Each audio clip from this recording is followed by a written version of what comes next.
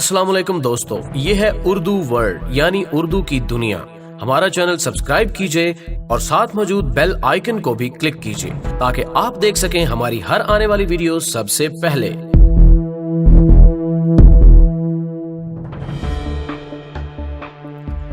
सूरज और चांद गिरन क्यों होता है और इस सिलसिले में साइंस क्या कहती है, इस बात से शायद कम ही लोग वाकिफ हों। आइए हम आपको बताते हैं कि चांद और सूरज को गिरहन कब और किन वजूहात की बिना पर लगता है। सूरज गिरहन की तारीख।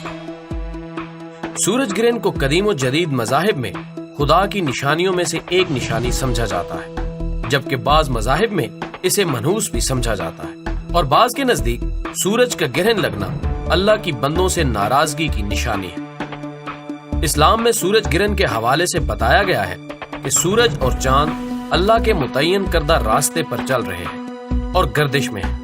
साइंसी हकीकत में भी इस बात को तस्लीम किया गया है कि सूरज और चांद जमीन के गिर्द अपने मदार में चक्कर काट रहे हैं। सूरज और चांद गिरहन में इस्लामी अहकामात। सूरज गिरहन के वक्त अल्लाह के नबी मोहम्मद सल्लल्लाहु अलैहि वसल्लम ने हुक्म दिया कि सलाते कसूफ अदा करो, जिसका उर्दू तर्जुमा नमाज खौफ की है, जबकि चांद गिरहन के वक्त किसी भी खास इबादत का हुक्म नहीं दिया गया।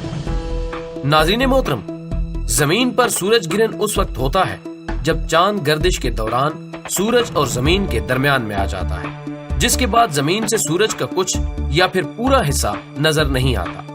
चांद का जमीन से जितनी मुसाफत का रास्ता है उससे 400 गुना ज्यादा सूरज और चांद के दरमियान है, इसलिए जमीन से सूरज गिरहन वाज़े तौर पर नहीं देखा जा सकता और ये भी जरूरी नहीं कि सूरज गिरहन को पूरी दुनिया में देखा जा सके। साइंसदान सूरज गिरहन का मुशाहिदा करने के लिए दूर दराज से सफर तय करके गिरहन ज़दा खित्ते में जाते हैं, क्योंकि मुकम्मल सूरज गिरहन एक इलाके में तकरीबन 370 साल बाद दोबारा आ सकता है और ज्यादा से ज्यादा 7 मिनट 40 सेकंड तक बरकरार रहता है। अलबत्ता जुज़वी सूरज गिरहन को साल में कई बार देखा जा सकता है। सूरज गिरहन की अक़साम।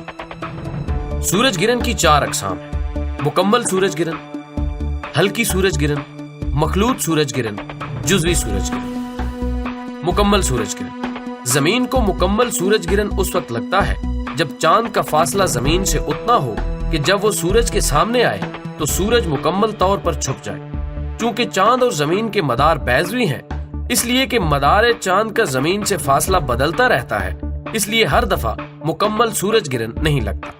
मुकम्मल सूरज गिरहन के वक्त चांद का फासला जमीन से निस्बतन कम होता है। सूरज के मुकम्मल छुप जाने की वजह से खित्ते में नीम अंधेरा हो जाता है और दिन के वक्त सितारे नजर आना शुरू हो जाते हैं। मगर ये गिरहन एक मकाम पर 7 मिनट 40 सेकंड तक ही होता है और अक्सर इसका दौरानिया कम भी होता है। जमीन के जिस खित्ते में मुकम्मल सूरज गिरहन लगता है वहां दोबारा 340 साल बाद इस तरह का सूरज गिरहन लगने के असरात होते हैं।